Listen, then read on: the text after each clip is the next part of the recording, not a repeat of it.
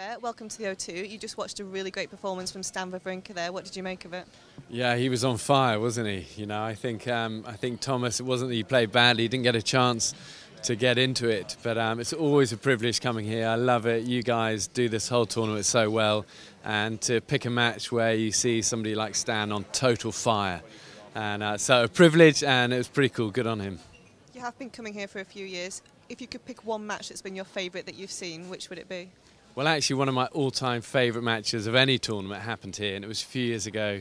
Roger Rafa in the final, and Rafa didn't even, he hardly got a game. And at the end of it, he just said, you know, when Roger's playing like that, you know, it's like history making. And it was a total privilege to see, even though it wasn't a very good game because it was so uneven. But Roger, the tennis level was incredible. So that was probably one of my favourite games of all time. Happened right here.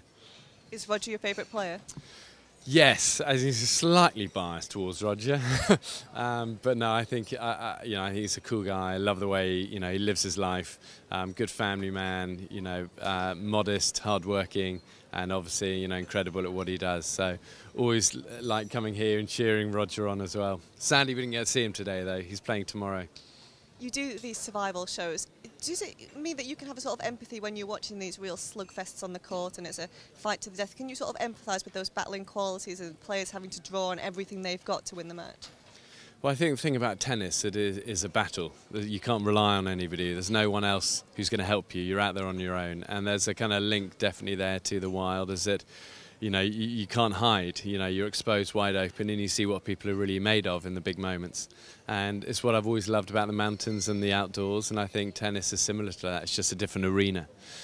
So yeah. Now you do your show Running Wild where you take celebrity guests in to see how they fare. If you could take one player with you, who do you think would fare best? Well, that's who would I think would fare best? I mean, who I'd love to take Roger, because I think we'd have a blast. He's a friend and he's a cool guy, and I think everyone would love to see him. Maybe outside of his comfort zone a little bit. Who do I think would fare best? I think Andy would be good. I think Andy Murray. I think he's got a great kind of grit and resilience, and willing to make a few mistakes and take a few risks. So yeah, I think that'd be fun.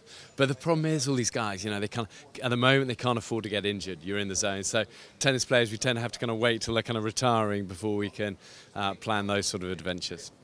Thanks very much, Bear. Good. Well done, guys. Thank you.